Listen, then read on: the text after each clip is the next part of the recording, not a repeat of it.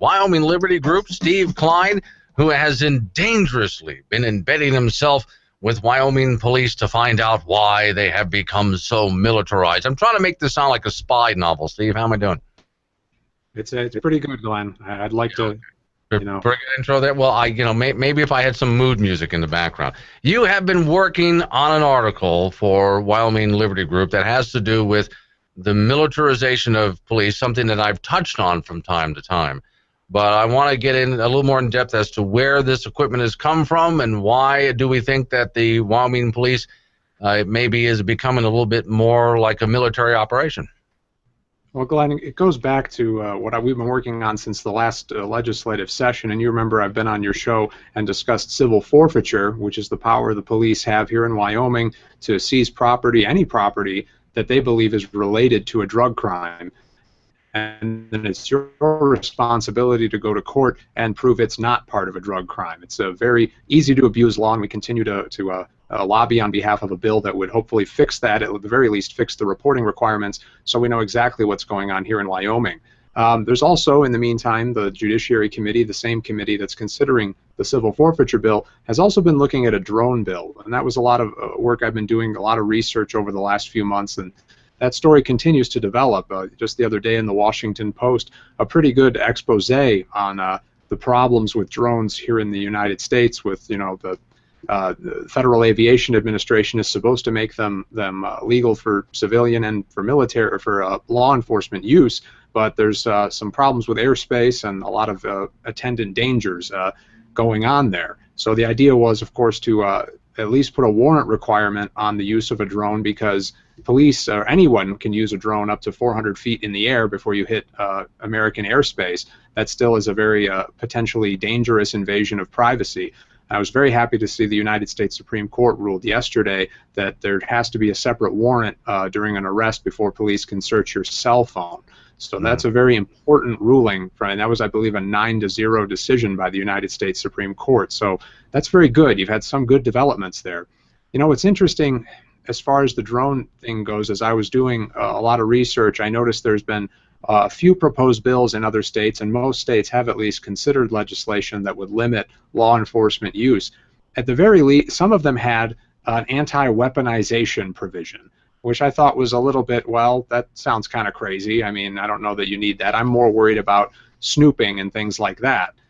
But then you come here to Cheyenne, and even all around Wyoming, I believe, even in Bighorn, and you discover that the police have acquired themselves a quote-unquote free mine-resistant ambush-protected vehicle, or MRAP, surplus from our wonderful foreign exploits over in Iraq. And what the heck is the point of this thing? What is going on? It really begs the question. And first of all, the first thing is, what's the intimidation factor here? That's really all this thing is. But the more I dig into it, the more you discover what the MRAP is it actually serves no purpose. And now we have a 14-ton paperweight here in Cheyenne that serves little more than probably a cost drain on the people. Well, now, first off, with the wind that's in Wyoming, perhaps a 14-ton paperweight is what's needed. We've had a pretty windy winter. I probably want one of those myself because I'm driving a Chevy Cavalier. Maybe it would keep me on the ground. But now, I've made the argument in the past, so let me play devil's advocate with you here. In some cases, we had a case here in Gillette, Wyoming a little while ago where some poor fella just went crazy and started shooting out of his window, and he shot 2 police officers. And so they had to get close enough to the building to do something. Well, thank God they had a vehicle that had some armament on it, so they were able to do it. So most of the time, the thing just sits there idle. You may only use it a couple of times a decade. So would that justify if the military were passing out military surplus? And I'd agree with you, Glenn, but the more that I research the MRAP, it is not an assault vehicle, which is what you'd be doing in that situation. It's a transport vehicle. It is designed to get SWAT members at best here in Cheyenne, from the police station to the situation. Now, I understand if it's a lone shooter, then yeah, you can just drive the MRAP through the house and that'll take care of it. But if it's a hostage situation, you still have to get out of the vehicle to do anything. It really is not designed for, like many other, like a tank or anything, which has weapons on it that can really be used during an assault situation. So The other issue is that when you talk about other uses, especially search and rescue, or as you mentioned, winter, is the MRAP is a top-heavy vehicle. It is notorious for tipping over. And it's really funny that you send one of these things out in some kind of rescue operation, it may end up being the second thing we have to go rescue after the 14-ton MRAP flips over. So I really don't think much thought went into this at all. And then finally, of course, is the maintenance cost. This is a quote-unquote free military surplus vehicle, and by the way, it's worth mentioning they're getting rid of all MRAPs. It was designed for a specific purpose in Iraq, and none of the military branches want these things left in their arsenal, so they've got about 20,000 or so they need to get rid of, and they've given away 600 to police agencies across the country. And it just starts to beg the question: is what are we doing, and what happens when the maintenance costs start to pile up? This thing has run flat tires that cost $7,500 a piece. It has a very advanced pneumatic door system, which was notorious for already failing in Iraq. And what happens when it fails now? And again, because it becomes, we're not in use anymore in the military, where do you get the replacement parts? Just paying to gas the thing up, and you're right, you may not be using it. Maybe they'll only use it a few times in a decade. That doesn't mean you don't have to maintain it, all right? That's the same story with a Ferrari Testarossa. You might not drive it except on sunny days, but you have to maintain that thing year-round because it's probably a pretty quirky piece of machinery. I'm talking with Steve Klein from Wyoming Liberty Group about, well, I'm going to call it what it is also, mission creep and the militarization of Wyoming police departments. And that's something I wrote about for my article for Campbell County Observer some time ago, is we have to worry about mission creep. So, okay, let's say the military gives some surplus to a local police department. And of course, look, if you're a police officer, Steve, and you see one of these big armored vehicles pull up, your reaction is cool. And you would love to have one of those. But at some point, as you've said, so much money has to go into maintenance of it. I guess you're going to have to find a reason to use it once in a while, and that could create a problem. Right, and this goes back to the civil forfeiture. When we look at those 600 MRAPs that have been given away, now this program, the giveaway, has only been going on since 2013, so there isn't much data available on how these are being used. But really, all they're being used, not in hostage situations. I mean, they've been used in a few, but that's not really what they're being used for. They're being used to bolster SWAT teams to do drug raids. Things that are already going on, that were already happening before they had MRAPs or armored vehicles. And the drug situation ties in with civil forfeiture, it ties in with the drug war, it ties in with, a war that has gone on far longer than Iraq and Afghanistan, and frankly isn't going very well. And it really does beg the question, and you had some very terrible situations developing in the last month. A SWAT team goes into a home that they really had no business being in. They throw a flashbang grenade into a baby's crib. There's some other military surplus, by the way, and the kid gets a hole in his chest. I mean, it's absolutely awful, and this out of control policing, I don't believe is happening in Wyoming. Again, I say that with civil forfeiture, and I've said it again and again, but there comes a point, obviously, where corrupt policing can happen, and if you just trust us, if the motto was the police are to be trusted in all situations, we wouldn't have a Fourth Amendment, we wouldn't have a Fifth Amendment, we wouldn't have a Sixth Amendment. We wouldn't have a Second Amendment. We really wouldn't have a Bill of Rights at all if police were to be trusted in all situations. So the point is to prevent this kind of corruption from ever happening in Wyoming. And by the way, it's not as if Wyoming has a spotless history of law enforcement either. You just look at Rock Springs in the late 1970s and early 1980s and read some of those stories that got nationwide headlines. So I think this ties in with the larger perspective, and even looking at drones and things like that. And as you mentioned, mission creep, it's really time to narrow some things, to appreciate our police officers for the great work that they do. But to understand, when you look at a small town, a 60,000 person town like Cheyenne, Wyoming, really, you think up a situation. What don't these hypotheticals justify? Why don't we get an Apache attack helicopter? Because you never know. That's ridiculous. Well, speaking of that, and I get a lot of this, it seems to have to do with mission creep and finding ways to justify all of, it's not just the vehicle maintenance, it's also training of the people as well, which can be extraordinarily expensive. But since you mentioned Apache helicopters, let's go back to those drones for just a minute, because I did read a few articles about a few law enforcement agencies that wanted to weaponize some of those drones. Correct. And there's a very large lobby, a company companies across the United States that are making drones, and they're advancing at a very fast rate. And sometimes, you know, admittedly, some things that drones are doing are very cool. There was a video online the other week of a guy over in China who flew one over the Forbidden City and got some beautiful footage. And there's even people, hobbyists. Again, you can fly these things like a model plane up to 400 feet without worrying about FAA violations, as long as you're also, I believe, 3 miles away from an airport, which kind of forecloses the city of Cheyenne because we put our airport in the middle of the city. But so it's not to say there's not legitimate uses, but then you think of weaponization, and there's an interesting video that was from a demonstration at the South by Southwest conference in Austin, Texas, earlier this year, where they had mounted a taser onto a drone and showed how it could work in a very closed situation. It's very chilling, and I mean, there's also, it's worth mentioning, and it's very hard because police have a very difficult job. They put their lives on the line. That's not an exaggeration. Every day they're out there, they are at risk. But it also seems that they use that as justification to get any toy they want just to lessen that risk.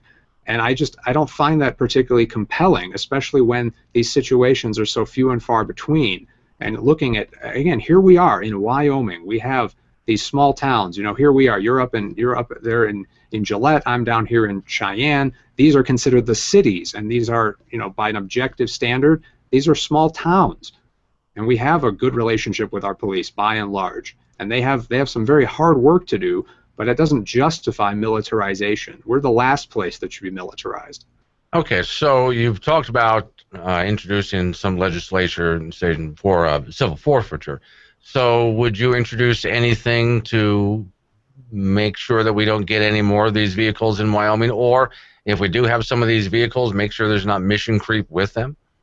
It's certainly on my mind, Glenn, and the Judiciary Committee will be meeting next month in Newcastle, so actually closer to you than me, and I'll be there to discuss the civil forfeiture bill as well as the drone bill, I hope. And I hope during the drone discussion that this larger conversation can at least be touched upon, because the drone is also, you know, this is the other issue, is what happens when the drone war dies down that's going on, and they start unloading predators onto more law enforcement agencies. So there are very real issues here that if this is a nationwide episode of Oprah and all the police show up and Oprah's proclaiming everyone gets an MRAP or everyone gets a drone and everybody's just taking what's handed out to them, we need to be very cognizant of that.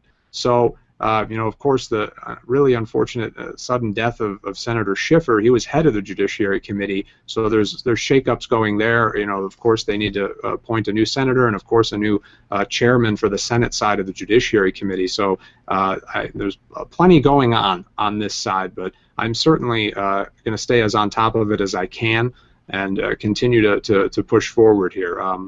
But it's very interesting, again, that even locally, people seem to be rather bewildered that they kind of just showed up one day and, hey, we've got an MRAP now because it was free. And you wonder, well, where was the accounting? And I compare it to our Laramie County Library, which we have this beautiful award-winning library here in downtown Cheyenne that has an automatic book check-in system that uses conveyor belts. And it turned out, it's very advanced stuff, but it turns out after they purchased it that it costs around $80,000 a year just to maintain this. So for half that amount of money, you could have hired a full-time staffer to check in the books. So I expect that same kind of behavior might happen here with the MRAP, where, oh, shucks, we need a new water pump, and they only make a special water pump, and there's no way to get a hold of one unless we pay $umpteen-thousand, and shucks, how were we to know about this? So I fear that that's the same kind of attitude we might encounter here. I know I look forward to gauging the backlash, but it's the same thing with civil forfeiture. I think the reason we're making the progress on it that we are is because the information is getting out there. So I'll continue to look into that, and you know, we're gonna push forward. And meanwhile, of course, we're suing the state for campaign finance violations. So it's good time. We got a lot on your plate. Real quick before we head into the first commercial break, then I'll have a few more questions for you. I remember many years ago, they were building the new, at the time, Denver airport, and they had a conveyor belt system, so they wouldn't have to have all of these employees taking care of the luggage. Well, it turns out the conveyor system was dumping luggage, losing luggage, and breaking things. And I thought, well, Steve, they perfectly replaced the people who used to work there. I don't personally see what the problem is. So, Steve, how do you write a bill or something to stop law enforcement from picking up all of this extra equipment that's out there? I wouldn't even know where to begin. You're not allowed to have the following? I mean, how would you do that? Well, Glenn, it could actually be that simple. The state, of course, we're, Wyoming under federalism. The local governments draw their power from the states, and you've seen this, for example, with considerations of preemption bills regarding concealed carry. And we had some issues with local people, local governments, and this is still going on. Actually, there might be eventual litigation and more laws regarding local infringements on gun rights. And then the state laws trying to put a stop to that. So certainly we could absolutely pass, and that's what the drone bill is an attempt to, it would require law enforcement outside of exigent circumstances, where a prisoner escapes from prison or there's someone who's been kidnapped, from using a drone unless they get a warrant. So that would apply to all local agencies, not just the state police and the DCI, but also every small town, every sheriff, every police agent, local police department. So it certainly can be done at the state level. And I think that might be for reasons, many reasons, I think that would be something we'd want to consider. However, in the meantime, with 4 or 5, reports vary on how many MRAPs there already are in Wyoming, there also needs to be a local outcry. And there needs to be some local accountability. And I think especially on the money issue is when things are going to start coming up. And I think Laramie County, we really are suffering under a lot of different shuffling games going on with money. And you can certainly speak to Boyd Wiggum or Maureen Bader a little more about that. We know some of the local games going on. But it always seems that when they have a pet project, the money magically appears. And then, oh man, roads are suffering, and all of a sudden they have their pet projects, they're fully funded, and then something else, a basic essential function of government, such as the police department, is to do normal police work, not MRAP work, is underfunded, and they come and they need more money. So that's not just a game here in Laramie County. That's unfortunately America as we know it today. So, but with local engagement, local involvement could certainly help as well. But I'm certainly inclined, with the speed at which these giveaways are going. The Laramie County Sheriff also wants an MRAP, of course. So, well, I mean, obviously we might have to jump on this sooner rather than later. Well, I'm not trying to put these guys down, Steve, but I mean, if you are a police officer, if you're in that line of work, that's just a really cool toy. So I can understand some of these guys wanting a Tonka toy that big. On the other hand, though, I think one of the ways you might want to approach it to make an end run around them is turn to the local cities and counties and say, do you understand how much this is going to cost you, even if the vehicle is given to you for free? Absolutely. And I think that's going to be something we're going to approach. We are a think tank, and we got to dig up those numbers. And Jason Gay is already actually really hard at work pulling up some of those numbers from adapting those military maintenance costs. For local, it's going to be very difficult. Unfortunately, there might just be a wait and see, and that might eventually spell the doom. Just because you have this paperweight doesn't mean you actually have to use it, and it might just be put in a garage, and eventually after the first really expensive part breaks, they won't be able to use it anymore. So we can only hope. The paperweight. I got to run for now. We're coming up against the clock. Where do people find you real quick? MyLiberty.org, Glenn. Thanks for coming on, Steve.